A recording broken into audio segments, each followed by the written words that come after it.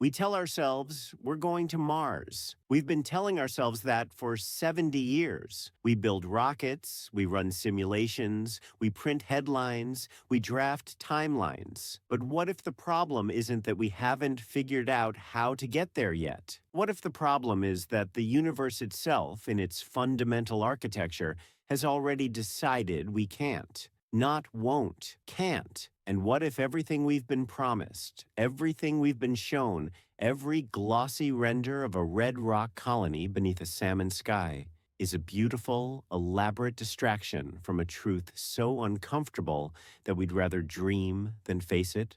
Because Mars isn't just far, distance is a number. Mars is a demonstration of what happens when physics stops negotiating. It's a reminder that space doesn't care about ambition, that momentum and mass and energy and time obey rules we didn't write and can't rewrite, and that human bodies, those fragile assemblies of water and electricity and hope, were never, ever meant to leave the narrow band of atmosphere that made them. We keep talking about Mars like it's the next frontier, but frontiers were always places you could walk to, places where the air still worked, where the sun didn't cook you and the cold didn't shatter you and your bones didn't dissolve from the inside out while your brain forgot how to process light. Mars isn't a frontier, it's a wall. In every equation we write, every test we run, every engine we fire just makes the wall taller. Let's start with the thing everyone forgets. Mars is moving. Right now, as you hear this, Mars is screaming through the void at 24 kilometers every second. Earth is doing the same at 30. These aren't numbers you feel. They're numbers that erase intuition. They mean that getting to Mars isn't like getting to an island or even getting to the moon. It's like jumping between two cars on a freeway where both cars are spinning, both are accelerating, and the freeway itself is tilted, curved, and expanding. You don't just aim at Mars, you aim at where Mars will be in 6 months, maybe 7, maybe 9, if the launch window closes and you miss it because the planets don't wait. You calculate the Hohmann transfer orbit, the minimum energy path, and you accept that this path isn't a straight line. It's a slow, arcing fall through the gravity wells of two worlds, threading a corridor so narrow that if you're off by half a degree, you miss by millions of kilometers. And even if you thread it perfectly, even if your navigation is flawless and your burn is precise and your spacecraft holds together, you're still facing 6 months in transit. Minimum, sometimes 8. You are inside a metal tube drifting through a radiation field that doesn't stop. There's no air to scatter it, no magnetic field to bend it, no ozone to block it. Just you and thin aluminum walls and the unrelenting sleet of particles moving near light speed. Galactic cosmic rays, solar proton events, high-energy nuclei that rip through your ship, through your suit, through your skin, through your cells. They shred DNA. They trigger mutations. They carve invisible wounds that accumulate in silence. NASA's current estimates put the radiation exposure on a Mars mission somewhere near 1 sievert, maybe more. That's a 5% increase in lifetime cancer risk per trip. And that's conservative. That's assuming no major solar flare catches you in transit. No coronal mass ejection turns the space between planets into a radiation kiln while you sit there, helpless, watching your dosimeter climb. You can try to shield yourself. You can add more aluminum, more polyethylene, more water tanks between you and the void. But mass is the enemy. Every kilogram you add is a kilogram you have to lift out of Earth's gravity well, a kilogram that costs fuel, fuel that costs more mass, more fuel, spiraling upward until the rocket you need is so large it collapses under its own ambition. The tyranny of the rocket equation is absolute. Delta V, change in velocity, the currency of space travel, is paid for in exponential amounts of propellant. To go faster, you need more fuel. To carry more fuel, you need more rocket. To lift more rocket, you need even more fuel. It's a tax that nature applies without mercy. The Tsiolkovsky equation doesn't bend. It doesn't compromise. It says that for every additional meter per second you want, you pay compound interest. And Mars is 30,000 meters per second away. And every kilogram of shielding you add to protect your crew makes the mission heavier, slower, more fragile, more impossible. So you arrive after 6 months, after the radiation, after the psychological fracture of being sealed in a container with the same 5 people breathing the same recycled air under the same artificial lights, with nothing outside but vacuum and death. You arrive at Mars, and now the planet itself tries to kill you. The atmospheric pressure on the Martian surface is 6 millibars. Earth's is 1,000. 6 millibars is less than 1% of what your lungs expect. It's not enough to breathe. It's not enough to pressurize. It's barely enough to call an atmosphere. If you step outside without a suit, your blood doesn't boil like in the movies, but the water in your tissues starts to vaporize. Your lungs collapse. You lose consciousness in 15 seconds. You're dead in 2 minutes. And that's assuming you're not in direct sunlight, because Mars has no ozone layer, no magnetic field, no protection. The surface radiation dose is around 250 millisieverts per year, 30 times higher than Earth. You can bury your habitats, you can pile regolith on top, but regolith is jagged, abrasive, full of perchlorates, toxic salts that ignite organic matter. The dust gets everywhere. It clings. It's electrostatically charged. It's not like Earth dust. It's more like powdered glass mixed with bleach. And then there's gravity. Mars pulls at 38% of Earth's strength. That sounds manageable until you realize what it does to a human body over months. Your bones demineralize, your muscles atrophy, your cardiovascular system, which spent its entire evolutionary history fighting Earth's 1G pull, suddenly has nothing to push against.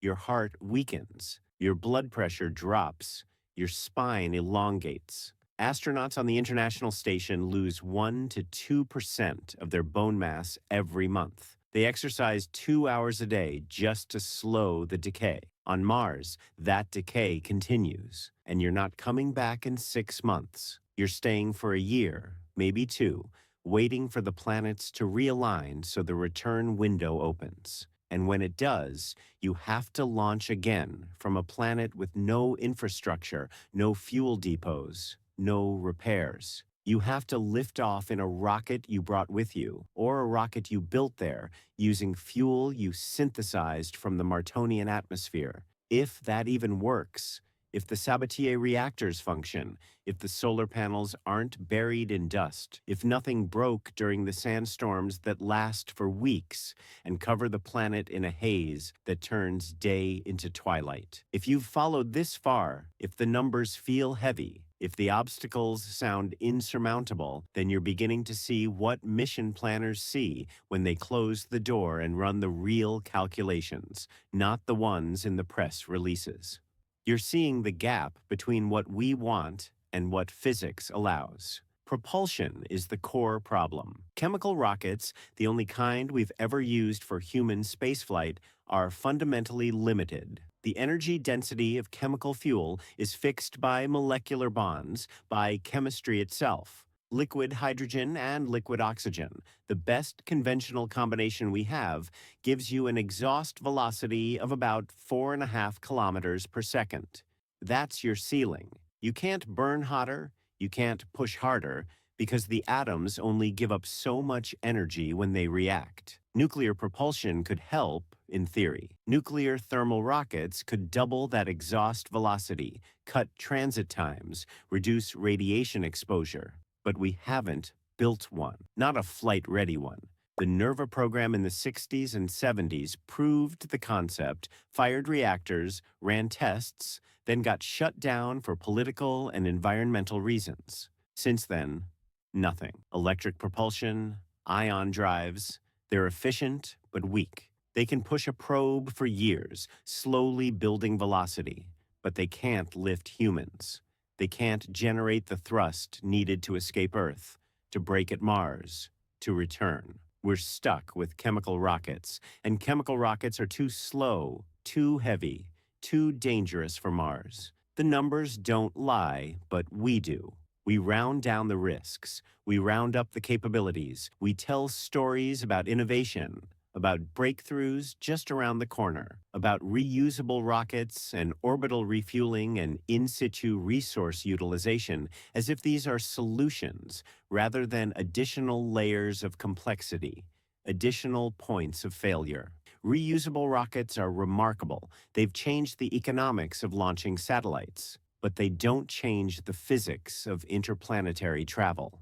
They don't reduce the delta V to Mars. They don't shield you from radiation. They don't make the planet less hostile. Orbital refueling might work. It might allow you to launch a Mars spacecraft in pieces, assemble it in orbit, top off the tanks. But now you're adding 10, 15, 20 launches, each one a chance for failure, each one a dependency. And in situ resource utilization, making fuel on Mars from the carbon dioxide atmosphere, that's elegant on paper, but it requires hardware that's never been tested in Martonian conditions, reactors that have to run flawlessly for months in dust and cold and isolation, with no one there to fix them if they stop. It requires betting human lives on a chemical plant built by robots, operated remotely, millions of kilometers from any engineer who can troubleshoot it. Then there's time, not just transit time, life support time. Every day you're on Mars, you're breathing oxygen you brought or made, drinking water you recycled, eating food you packed or grew. The ISS is resupplied every few months. Mars won't be. A Mars crew is on their own for 2, maybe 3 years. Total mission duration, Earth to Earth, approaches 1,000 days. That's 1,000 days where nothing can fail permanently. No water recycler, no oxygen generator, no carbon dioxide scrubber, no thermal regulator. Redundancy helps, but redundancy adds mass, and mass kills missions. Apollo 13 survived because Earth was 3 days away. If Apollo 13 had happened en route to Mars, the crew would have died, slowly, waiting for a planet they'd never reach. And we haven't even touched on the psychology. 3 years in a container with 5 other people. No privacy, no weather, no seasons, no horizon. The same walls, the same faces, the same tasks, the same hum of ventilation fans and beeping of alarms. The isolation studies, the Mars analog missions, they last a year at most, and even then, people crack. They get depressed, they stop communicating, they fantasize about leaving, and those are simulations. On Earth, where if something goes wrong, you can open the door. In space, there is no door. There's only waiting. The psychological research is bleak. Crews become less cohesive over time, not more. Conflicts escalate. Performance degrades. And these are hand-picked astronauts, people trained for resilience, people who want to be there. Now imagine a year and a half in, halfway through the mission, someone breaks. What do? There's no medevac. There's no therapist. There's no hospital. There's a psychiatrist on a time-delayed radio link and a limited supply of medication. History should have taught us this. In the 1960s, during the height of the space race, Mars was the obvious next step after the Moon. Von Braun drew up plans. NASA studied trajectories. Then we landed on the Moon, and the funding dried up, and Mars got pushed back, and back, and back. Not because we lost interest, because we ran the numbers, because we built the systems and realized how hard it was just to keep 3 people alive for 8 days going to the Moon. And we understood quietly that Mars was an order of magnitude harder, maybe 2 orders. The Challenger disaster in '86, the Columbia disaster in 2003, they weren't caused by space itself. They were caused by engineering failures, by O-rings and foam insulation, mundane things. But they killed everyone aboard. Mars is nothing but mundane things, thousands of them, all of which have to work perfectly for 3 years. The financial cost is almost abstract. Estimates for a human Mars mission start at 100 billion and go up from there, depending on who's estimating and what they're including. That's not a number that fits in a budget line. That's a decade of NASA's entire budget. That's multiple international space stations. And for what? To put a few people on a rock for a few months, to plant a flag, to say we did it? There's no economic return. Mars has no resources we can't get easier elsewhere. No minerals worth the energy cost of lifting them out of a gravity well and shipping them back across interplanetary space. No scientific discovery that requires a human presence. Nothing we can't do better, safer, cheaper with robots. Robots don't need oxygen. They don't get cancer. They don't go insane. They don't need to come home. But we keep talking about Mars like it's inevitable, like it's destiny. We talk about making life multiplanetary, about backup plans, about ensuring the survival of the species. It sounds profound until you realize that Mars doesn't solve that problem. Mars is colder than Antarctica, drier than the Sahara, more radioactive than Chernobyl, with no air and no water and no food. If Earth becomes uninhabitable, Mars doesn't save us. Mars just kills us slower. Terraforming, the idea of turning Mars into a second Earth, is science fiction. It would take thousands of years, maybe tens of thousands, and technology we don't have and might never have. You'd need to thicken the atmosphere, warm the planet, melt the ice, jumpstart a magnetic field. Every single one of those steps is beyond our current capabilities. Some of them might be thermodynamically impossible. Mars lost its atmosphere billions of years ago because it lost its magnetic field. And without a magnetic field, the solar wind strips away any atmosphere you try to build. You can't just fix that. You can't restart a planetary dynamo. The core is cold. It's over. So, why do we keep pretending? Why do we keep funding studies, building prototypes, running simulations, announcing timelines? Maybe because the alternative is unbearable. Maybe because admitting that we're stuck here, that Earth is all we get, that the universe is vast and we are small and the stars are not for us, that's a kind of death. Not physical death, existential death. The death of the frontier myth, the death of the narrative that says humanity always expands, always explores, always overcomes. Mars is the lie we tell ourselves to avoid facing our limits. It's the dream we cling to so we don't have to wake up. And the saddest part is that we probably could get people to Mars if we were willing to accept that they wouldn't come back, that it would be a one-way trip. A suicide mission dressed up as exploration.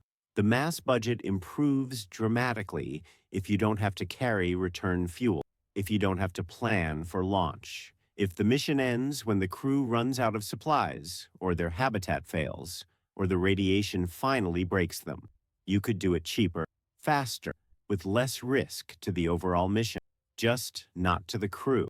There have been proposals, some serious. Mars One, before it collapsed into farce, was built on that premise.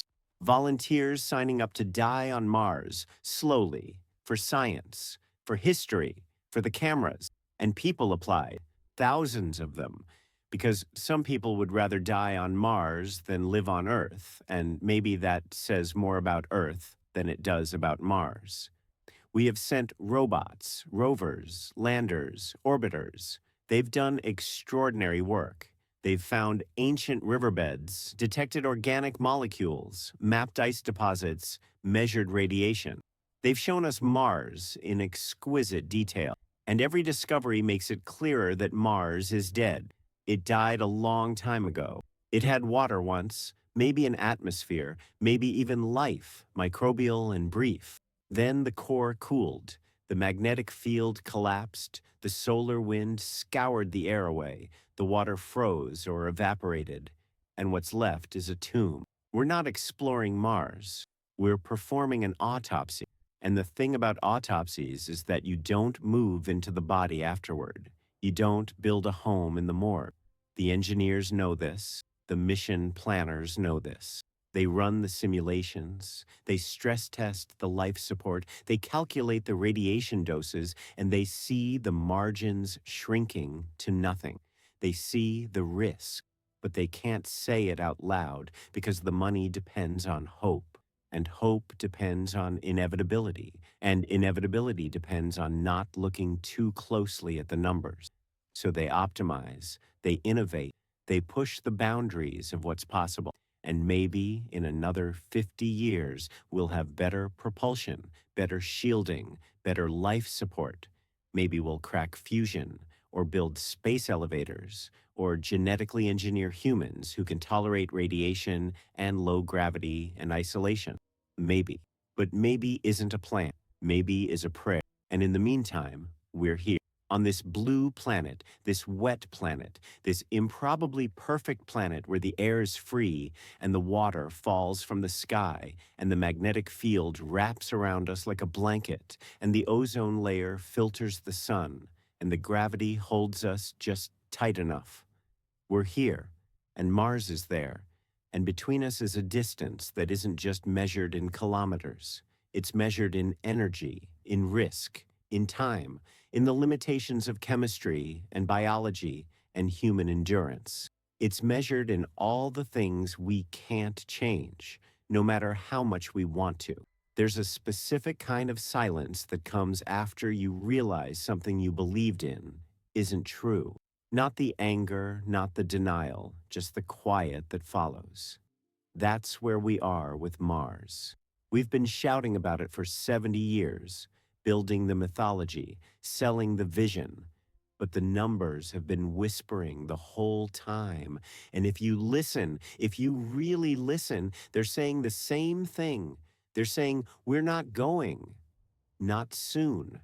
Maybe not ever. They're saying the universe doesn't owe us Mars, doesn't owe us the stars, doesn't owe us anything.